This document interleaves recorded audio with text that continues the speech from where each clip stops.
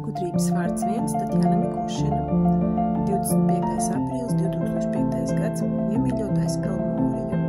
Jūs atnācāt šai pasaulē darboties, izpildiet savu pienākumu. Es esmu Elmorija, no jauna atnācis pie jums caur šo sūtni.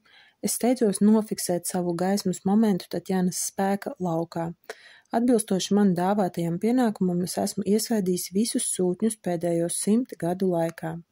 Tagad šajā brīdī es novietoju savu elektronisko klātbūtni virs Tatjanas kā manas aizsardzības zīmi.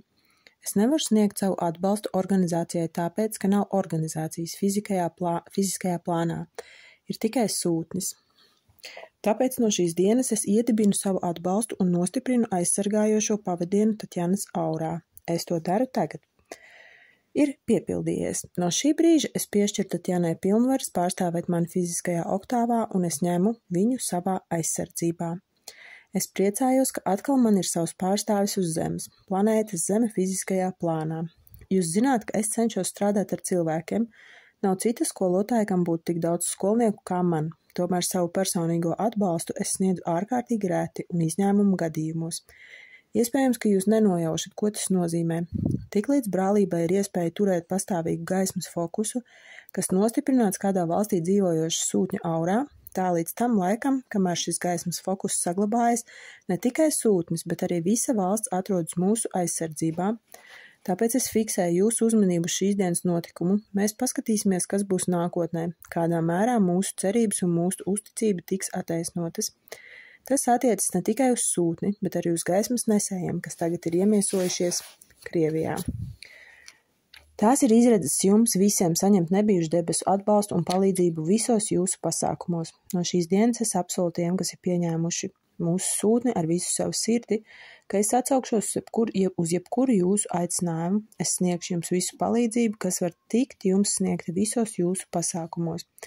Vienīgais nosacījums ir jūsu motīvu tīrība un jūsu iniciatīvu atbilstība Dieva gribai.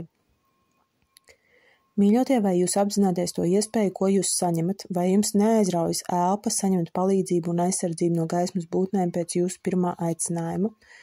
Vai jūs varat iedomāties, cik ātri viss ap jums pārveidosies? Tātad viss, ko jums nepieciešams izdarīt, ir pieiet pie altāra vai ieiet savā sirdī un izteikt šādu aicinājumu.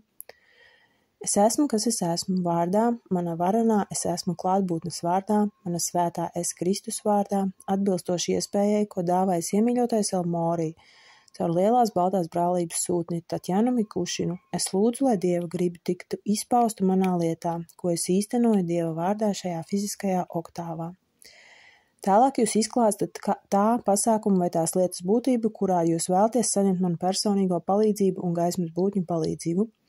Jūs varat uzrakstīt šo jūsu lūgumu uz papīra lapas un to sadedzināt. Tādējādi jūs saņemat tieši jums sniegtu palīdzību jūsu dievišķajās lietās, lai kur jūs neatrastos, pat ja jums nav organizācijas. Nav nozīmes, vai jūs darbojaties vienatnē, vai jūs darbojaties kopā ar domu biedru grupu.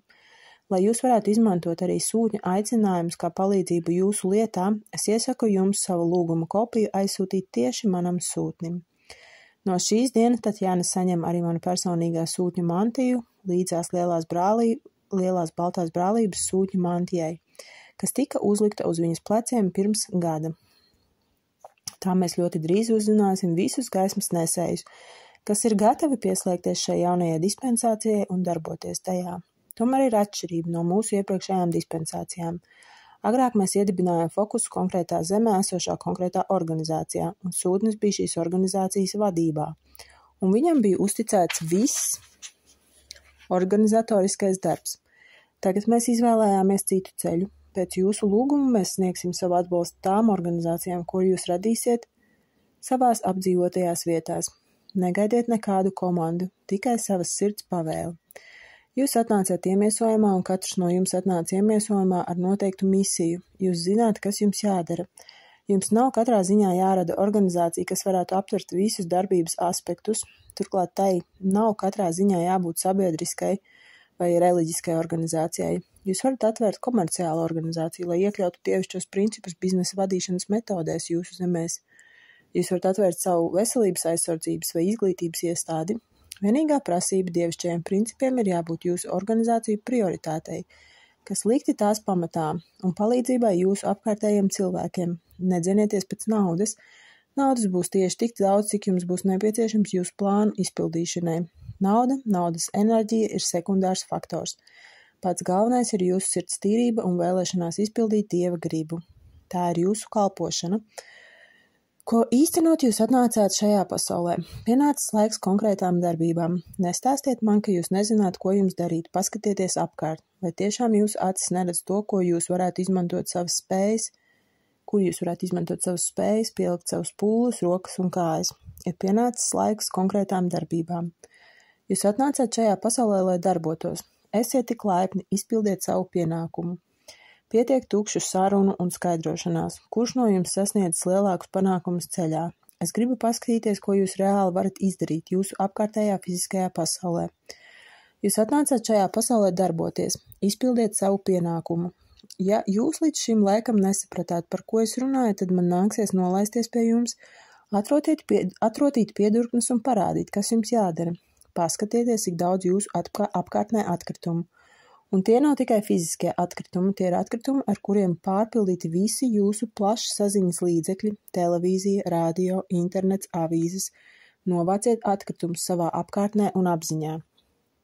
Ja kāds no jums nezina, kur pielikt savus pūles, jums atliek tikai lūgties un lūgt apskaidrību no Dieva, jo jūs esat pārāk atrāvušies no dievišķās realitātes. Un jūs pat nevarat apzināties, kādā mērā pasaule, kurā jūs uzturaties, ir atrauta no dievišķās realitātes. Laiks ir mainījies, un reizē ar ciklu nomaiņu mēs izvēlamies citu darbības veidu. Mēs nedibināsim vienu organizāciju, kas kļūtu par gardu kumosiņu un vilinājumu tiem, kuri vēlas būt vadošie.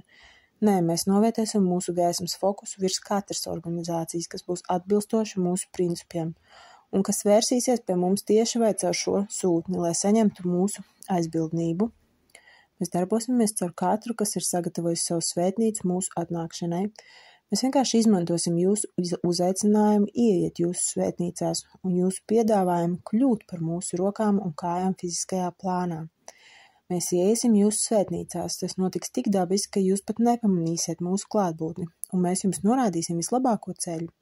Kā jūs varat darboties un kas ir vissvarīgākais, kur jums jāpieliek pūles. Ja kāds no jums teiks, ka viņam nav nekādas iespējas radīt savu organizāciju vai uzsākt savu biznesu, ka viņam nav domu biedru un piekritēju un viņš ir pavisam vientuļš, tad atļaujiet man jums neticēt. Jūs dzīvojat cilvēku vidū, un šiem cilvēkiem vajadzīga jūsu palīdzība. Jums ir 4 zemākie ķermeņi, un šos ķermeņus vajag attīrīt. Tāpēc nestāstiet man, ka jūs nezināt, ko jums darīt, un jūs nezināt, ar ko jums nodarboties. Ir pienācis laiks aktīvām darbībām. Jums tiks sniegta debesu palīdzība jebkuros jūsu pasākumos, ja tie ir atbilstoši Dieva gribai. Ko jūs vēl gaidāt? Vai man tik tiešām atnākt pie jums un parādīt jums, ko darīt? Tad es pārlikšu uz jūsu pleciem daļu no maniem pienākumiem un daļu no mana darba. Katram jādara savs darbs. Sāciet strādāt, un jūs būsiet pārsteigti par to palīdzību, kas jums tiks sniegta. Es esmu Elmorija, un es vienmēr esmu ar jums tur, kur jūs darāt konkrētas lietas Dieva vārdā.